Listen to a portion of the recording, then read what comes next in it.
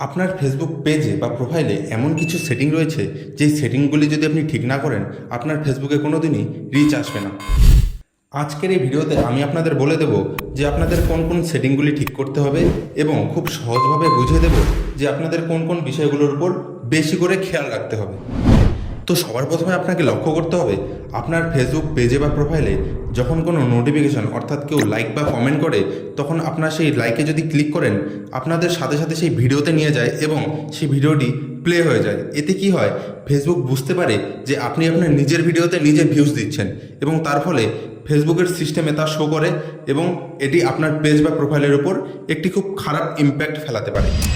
তো চলুন আপনাদের দেখিয়ে দিচ্ছি আপনি এই সেটিংটি কীভাবে ঠিক করবেন, যে সেটিংয়ের মাধ্যমে আপনার ভিডিও আপনার অনুমতি ছাড়া প্লে হবে না। তো ফ্রেন্ডস, এর জন্য আপনাকে প্রথমে ফেসবুক অ্যাপটি ওপেন করে নিতে হবে। ওপেন করার পর এখানে থ্রি ডট অপশনটি দেখতে পাচ্ছেন, থ্রি ডট অপশনটিতে ক্লিক করবেন। ক্লিক করার পর এখানে সেটিং অপশনটি রয়েছে, এই সেটিং অপশনে ক্লিক করতে হবে।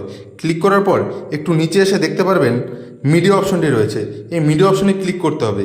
ক্লিক করার পর এখানে রয়েছে নেভার অটোপ্লে ভিডিওস, এই অপশনটিতে আপনাকে ক্লিক করতে হবে এবং এর ফলে আপনার অটোপ্লে বন্ধ হয়ে যাবে, যার ফলে ফেসবুক কখনোই বুঝতে পারবে না যে আপনি আপনার নিজের ভিডিও নিজে দেখছেন। তো ফ্রেন্ডস, এর পরের সেটিংটি হচ্ছে ফ্ল্যাগ কন্টেন্ট, অর্থাৎ আমরা ফেসবুকে মাঝে মাঝে এমন কিছু ভিডিও আপলোড করি যা ফেসবুকের চোখে খারাপ দেখায় এবং যা ফেসবুকের কমিউনিটি গাইডলাইন্সের বাইরে, তাই সেটিতে ফ্ল্যাগ কন্টেন্ট চলে আসে। তো আপনি বুঝবেন কীভাবে যে আপনার কোন ভিডিওতে ফ্ল্যাগ কন্টেন্ট এসেছে? তো এর জন্য আপনাকে ফেসবুক অ্যাপটি ওপেন করতে হবে। ওপেন করার পর এখানে উপরে দেখতে পাচ্ছেন থ্রি ডট অপশনটি, সেই থ্রি ডট অপশনে ক্লিক করার পর একটু নিচে যাবেন, নিচে গিয়ে দেখতে পারবেন help and support, help and সাপোর্টে ক্লিক করবেন। ক্লিক করার পর এখানে দেখতে পাচ্ছেন সাপোর্ট ইনবক্স, সাপোর্ট ইনবক্সে ক্লিক করতে হবে। ক্লিক করে আমরা দেখব ইওর অ্যালার্টস নামে একটি অপশন রয়েছে, সেই অপশনে আমাদের ক্লিক করতে হবে। ক্লিক করার পর এখানে দেখতে পাচ্ছি নো ভায়োলেন্স, অর্থাৎ আমার এই ফেসবুক পেজে কোনো ভায়োলেন্স নেই, সো আমার পেজে কোনো রকম ফ্ল্যাগ কন্টেন্ট আসেনি। আমরা এভাবে বুঝবো যে আমাদের ফেসবুক পেজ বা প্রোফাইলে ফ্ল্যাগ কন্টেন্ট আছে কি না। লাস্ট অ্যান্ড ইম্পর্ট্যান্ট টপিক, আমরা মাঝে মাঝে নিজের পেজের ভিডিও নিজের আইডি দিয়ে শেয়ার করে থাকি। এটি একটি খুব বড় ধরনের ভুল।